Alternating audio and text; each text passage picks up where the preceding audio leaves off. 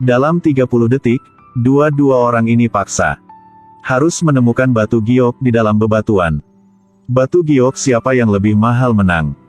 Bos Pam menyentuh bedak di atas batu, mencicipinya, lalu menciumnya. Tapi Bos Kie hanya memeras sedikit. Bisa pilih batu yang ia inginkan. Bos Kie bertaruh 1 batang emas. Setelah lawan melihatnya, dia membenci dan bertaruh 30 emas batangan. Melihat lawan yang begitu murah hati, Bos Kie juga bertekad untuk bertaruh sampai akhir. Bahkan menaruh koin dengan nilai lebih tinggi darinya dengan 1 peringkat. Tapi persaingan kedua pria itu tidak ada habisnya. Saya bertaruh semua. Tambah 1 koin lagi. Bahkan dewa juga nggak bisa menduga batu giok.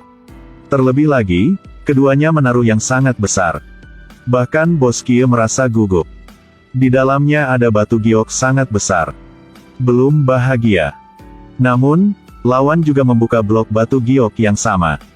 Jadi siapa yang menang? Tiba-tiba, batu giok Pak Pam retak. Sepertinya dia kalah. Saya harap Anda dapat mematuhi taruhan.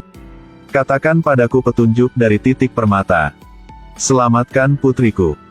Tapi dia tidak mau terungkap rahasia.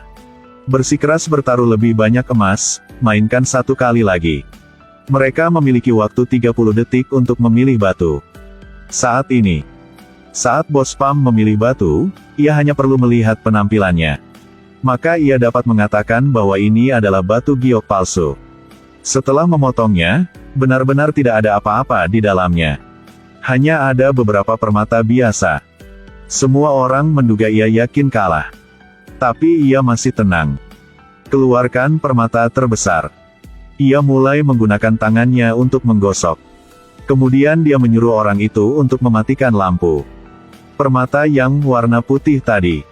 Namun ketika di tangannya, berubah menjadi batu giok indah berharga tinggi. Tangannya bermasalah. Saya mendengar bahwa pemilik Pam dapat memulai bisnis dengan tangan kosong. Semua mengandalkan tangan ini. Keterampilan berubah permata ke batu giok. Bos Kie hanya bisa bermain buruk. Setelah memilih batu, mata kiri baru saja memancarkan cahaya biru. Langsung rusak. Untungnya, ketika ia membukanya, itu adalah rubi yang mahal. Tidak ada kerugian kali ini. Mutiara darah muncul di dunia ini. Bos Kie ini memang Raja Batu Giok memiliki reputasi abadi. Bos Pam hanya harus setuju. Beritahu rahasia berubah permata ke batu giok. Tapi tak disangka. Sampai malam, orang yang datang adalah. Persaingan sangat ketat. Saat Daikie masuk ke dalam, ayahnya sudah mati. Ia merasa menyakitan. Ada banyak pembunuh di sekitarnya. Seseorang bahkan memegang mutiara transparan yang berkilauan. Bentuknya sepertinya hati ayahnya. Ia memang shock. Ia merasa sesuatu di dalam tubuh terbangun. Lalu ia pingsan. Tunggu sampai Daikie sadar, ia menemukan batu di matanya telah berubah. Ia bisa melihat menembus cangkangnya. Lihat batu giok di dalamnya. Mungkinkah ini kemampuan menyadari giok keluarga? Tidak hanya dapat mengenali batu giok asli, juga dapat mengubah bagian manapun dari tubuhnya menjadi batu giok. Dia pergi keluar. Dia melihat pria yang aneh. Tich Zhang berkata dengannya. Bos Pam telah minta pembunuh membunuh Daikie. Saat ia mengusir ke kamar, hanya melihat 2 saudara perempuan Daikie. Batu giok jantung dicuri oleh Bos Pam.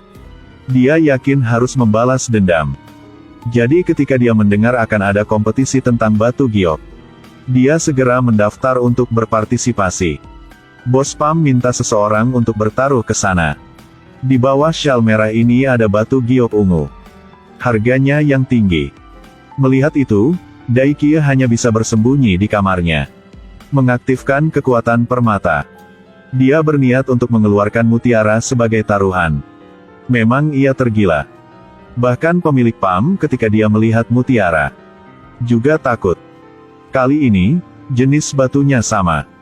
Pemilik Pam mengatakan ini adalah permata indah yang langka. Daikie memiliki reaksi sebaliknya. Baru saja akan dimulai. Lawan tiba-tiba tertarik pada objek yang ditaruh. Ini bros dada Siu Kie. Apakah Anda ingin menang atau ingin adik perempuan? Hal ini tak perlu diskusi. Yakin aku memilih adik perempuan. Tichzan dengan cepat menghentikan Tie Kie. Ia bilang Siu Kie sedang ada di rumahnya. Bos Pam memainkan trik psikologis. Keduanya memutuskan untuk menugaskan kerja sama. Semua orang kembali untuk melindungi Siu Kie. Semua orang terus bermain. Batunya baru saja dipotong sedikit. Penilai batu kagum meneriakkan batu giok yang indah. Tapi tak disangka, warna hijau itu hanya sebagian kecil. Bernilai kurang dari 1 emas batangan. Bos Pam gak berani percaya. Dia bergegas dan memotong pisau dengan sangat keras. Hasil dalamnya hanya benang katun. Pak Pam busuk di dalam. Dia tidak tahan ditunjuk oleh orang-orang.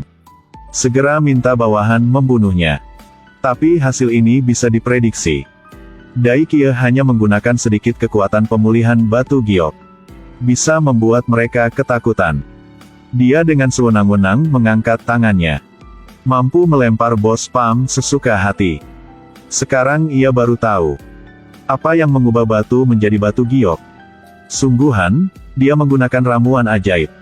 Kaki Siu Kie juga karena ini. Dia menuangkan air obat pada Bos Pam. Memaksanya untuk memberikan penawarnya. Dalam sekejap, itu terbakar ke batu. Walaupun gitu, ia juga nggak mau bilang. Dia menembak dirinya sendiri. Sangat marah sehingga Dai Kie hampir kehilangan kendali.